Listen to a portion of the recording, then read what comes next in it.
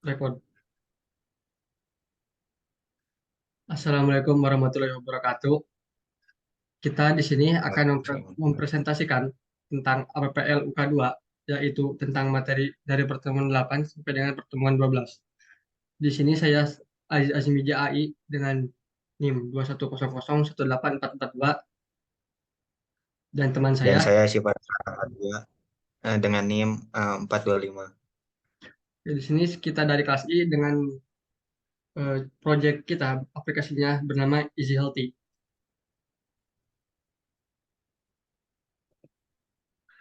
Di sini tugas 8, rancangan interface.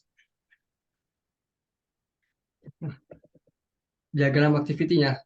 Sini adalah untuk membuat desain interface-nya. Di sini kita mengambil dari basisnya dari diagram activity-nya. Di sini ada tiga aktor, user, admin, dan dokter. Di sini dimulai dari proses login dan kemudian diakhiri dari menerima laporan. Di sini adalah tugas 8 rancangan user interface-nya. Dan di sebelah kiri adalah menu login. Di sini kita ada muncul di bagian atas adalah judul Easy Healthy, kemudian tulisan Halo Selamat Datang. Di sini kita melayani pembelian obat, kemudian berobat offline, dan lainnya. Di sini ada dua kolom di sini untuk mengisi username dan bawahnya adalah password. Jika sudah diisi, kita langsung klik login saja. Kemudian setelah login, kita akan pindah ke menu utama.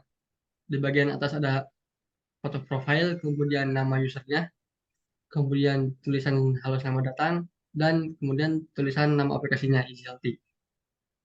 Di sini di tengahnya tertera saldo utama dari yang Anda miliki di aplikasi ini.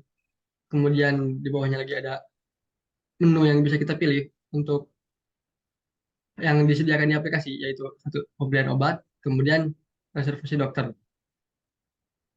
Kemudian di sini ada untuk kalender, yaitu kalender untuk cek kesehatan jika ingin apa ya berkomunikasi dengan dokter secara online, biasanya digunakan untuk seperti itu.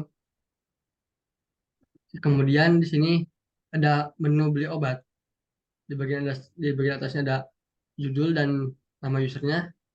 Kemudian di bawahnya lagi ada sebuah bar untuk mencari nama obat. Di sini ada kategorinya obat dewasa, obat anak, dan obat hewan. Jika diklik nanti akan muncul pilihan obat-obatnya, kemudian kalian nanti masukkan ke troli. Jika sudah dimasukkan ke troli, maka akan pindah ke menu pembayaran. Di sini akan muncul obat yang dipesan, kemudian masukkan alamat, dan kemudian di sini ada metode pembayarannya. Jika sudah diisi semua, kita klik selesai. Kemudian di sebelah kanannya ada sebuah menu reservasi. Sama seperti di menu beli obat, di atasnya ada tulisan judul dan nama usernya, kemudian ada bar untuk mencari nama seorang dokter. Di sini kategorinya ada dokter spesialis, kemudian dokter umum, dan dokter hewan. Jika sudah dipilih, maka langsung pindah ke menu pembayarannya, akan menampilkan dokter yang sudah dipilihnya, kemudian tanggal yang dipilih, kita memilih tanggalnya, kemudian kita tinggal pilih metode pembayaran. Jika sudah, maka klik selesai. Kemudian tugas 9, rancangan kelas diagram. Setelah progres yang berjalan, kita membuat kelas diagramnya dan terbentuklah 7 kelas, yaitu pertama kelas pasien sebelah kiri ini. Di sini ada dengan tipe datanya integer ID, terus long nama dan long alamat. Kemudian ada fungsi tambah data, kemudian tampil data, edit data dan hapus data. Kemudian ada kelas sistem, yaitu tampil dokter, isinya dokter, kemudian tampil obat-obat. Kemudian fungsinya get ID dokter, get ID obat. Kemudian ada pembelian, kelas pembelian yang berisi pasien, dokter, obat, jumlah berupa integer, dan harga berupa integer. Kemudian fungsinya ada tambah pembelian, tampil pembelian, plus pembelian, tambah jumlah, kemudian tampilan jumlah. Kemudian ada bond juga yang berisi pasien, dokter, obat, dan integer harga. Kemudian ada fungsi tambah pembelian, tampil pembelian, dan tampil jumlah integer. Kemudian ada 3 lagi kelas yang terbentuk yaitu obat dengan ID integer, nama long, kemudian harga integer, dan stok integer. Kemudian fungsinya tampilkan obat. Kemudian ada dokter, ID integer, nama long, alamat long, dan tampilkan dokter fungsinya. Kemudian ada juga admin di sini, integer ID, long nama, dan long alamat. Kemudian fungsinya tambah dokter, tambah obat, edit dokter, edit obat, terus hapus dokter, dan hapus obat. Kemudian tugas 10, relasi antar kelas. Di sini saya akan menjelaskan dulu. Di sini kita menggunakan 3 relasi, yaitu asosiasi. Berarti bahwa sebuah objek menggunakan objek yang lain. Relasi di mana semua objeknya memiliki life cycle-nya sendiri. Dan tidak ada yang bertindak sebagai owner. Kemudian ada agregasi. Adalah bentuk hubungan yang lebih khusus dari asosiasi, di mana sebuah objek memiliki life cycle-nya sendiri. Tapi dengan kepemilikan dari kelas child, tidak dapat memiliki kelas lainnya. Kemudian ada relasi dependensi. Relasi antar kelas di mana satu kelas membutuhkan atau bergantung kepada kelas lainnya. Tapi ketergantungan tersebut tidak timbal balik. Oke, di sini kita mulai dari pasien dulu. Pasien berasosiasi dengan sistem. Kemudian sistem berasosiasi dengan obat dan dokter. Kemudian admin berasosiasi dengan obat dan dokter. Kemudian di sini sistem beragregasi dengan pembelian. Dan kemudian di sini ada bond yang dependensi ke pembelian, di mana artinya pembelian itu memiliki bond. Kemudian tugas 11, sequence diagram. Sequence diagram dari aktor user menggunakan aplikasi Easy Healthy. Ya, dari proses awalnya, dari login hingga pembayaran, di sini kita dari user di sebelah paling sebelah kiri melakukan login ke aplikasi atau sistem. Kemudian aplikasi atau sistem melakukan verify akun ke admin. Jika ini adalah sebuah kondisi, jika akunnya verify-nya oke, maka login berhasil. Jika tidak, maka akan kembali lagi ke menu login ke atas. Kemudian di sini user ingin membeli obat. Di sini user membeli obat ke aplikasi atau sistem, kemudian sistem melakukan cek, kemudian akan mengecek ke obatnya apakah obat ada. Di sini kondisi lagi jika obat ada, maka obat yang dipilih bisa terbeli. Jika obat kosong, maka obat yang dipilih gagal. Kemudian untuk reservasi dokter, di sini user mereservasi ke aplikasi, kemudian aplikasi melakukan cek ke admin, kemudian admin melakukan cek lagi ke dokter. Jika jadwal dan dokternya ada, di sini ada kondisi jika dokter dan jadwal tersedia, maka reservasi yang dipilih sukses dan bisa dilanjutkan ke pembayaran. Jika tidak, maka jika dokter dan jadwalnya penuh, maka reservasi yang dipilih gagal. Kemudian di bawahnya kita bisa ada proses isi profil untuk mengisi data diri. Kemudian di bawahnya lagi ada pembayaran ke aplikasi atau sistem. Kemudian aplikasi atau sistem melakukan update ke admin. Kemudian admin membuat stroke ke aplikasi atau sistem dan struknya ditampilkan ke user dan hasilnya adalah pembayaran berhasil. Kemudian tugas 12, software costing dan estimation aktor. Di sini kita mempunyai 4 aktor, yaitu admin, konsumen, dokter, apotek. 4 aktor ini termasuk kompleks karena apa ya banyak aktivitasnya. Kemudian di sini tentang UUCP-nya, adjusted user case point. Di sini mengambil dari diagram user case. Di sini yang simpelnya ada 5 dan average-nya ada 2. Yang menghasilkan calculated UCP-nya yang adalah 45. Selanjutnya akan dilanjutkan oleh Siva Datra.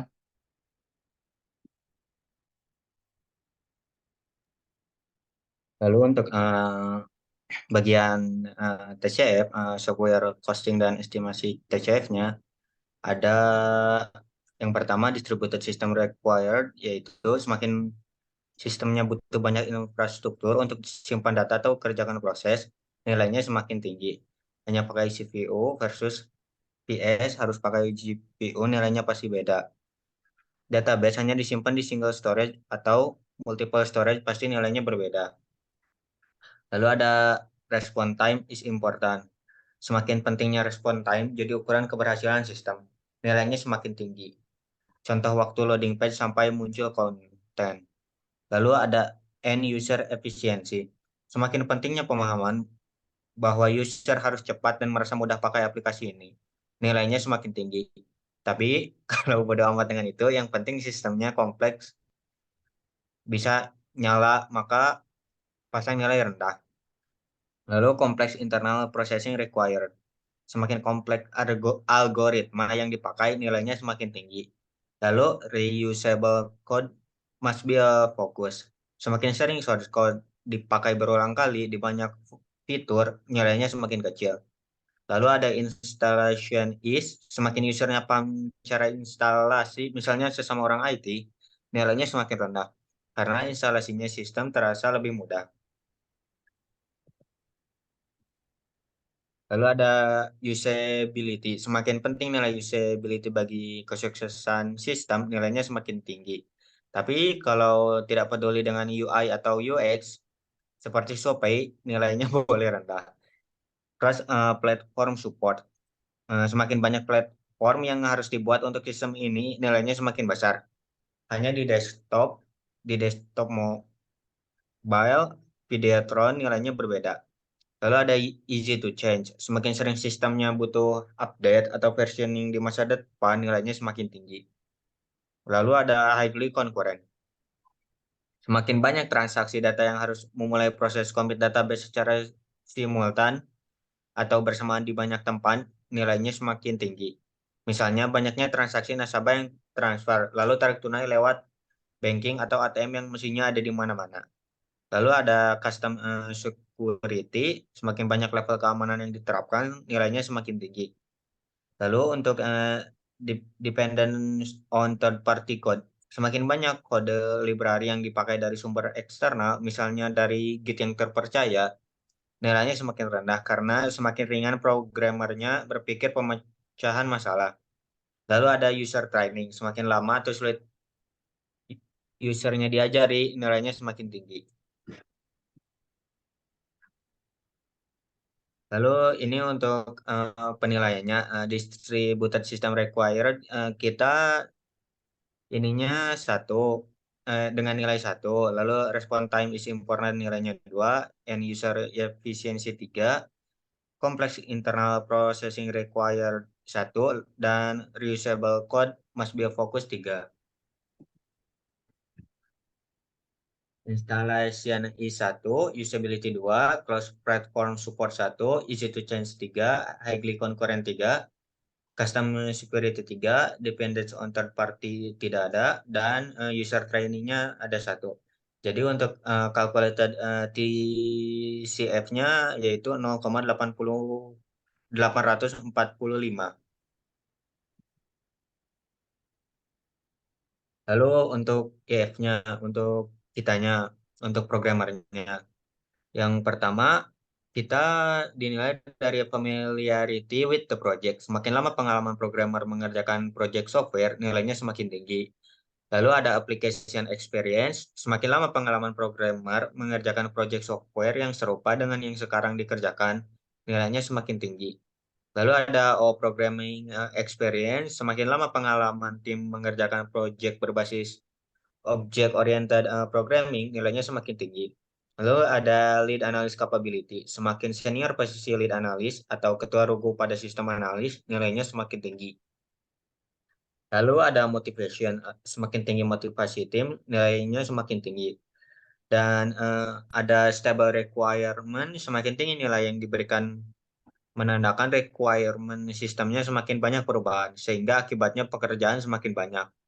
Lalu ada part-time staff, semakin tinggi nilai yang diberikan menandakan semakin banyak yang direkrut secara part-time atau masih pakai konsultan dari perusahaan lain. Lalu ada difficult programming language, semakin tinggi nilai yang diberikan menandakan bahasa pemrograman yang dipakai mempunyai tingkat kesulitan yang semakin tinggi. Lalu ini untuk yang telah kita isi, familiarity with the project nilainya 2, application experience nilainya 3, O programming experience 2, lead analysis capability 3, motivasinya 4 karena sangat tinggi ya motivasi untuk mengerjakannya. Lalu stable requirement 2, part-time staff 0, dan difficult programming 0. Jadi calculated IF-nya 0,92. Lalu untuk final calculation.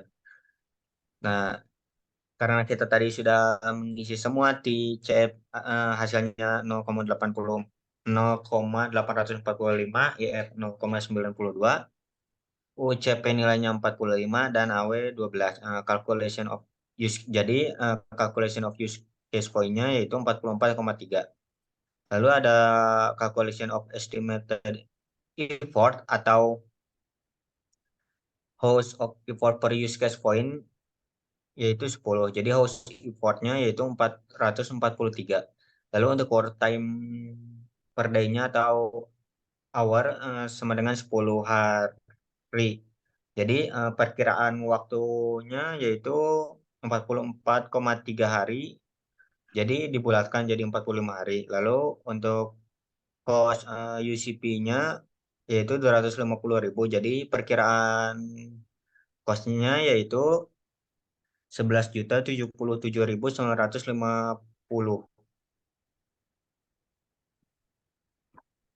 Oke, sekian presentasi dari saya Azmi Jumlah Islami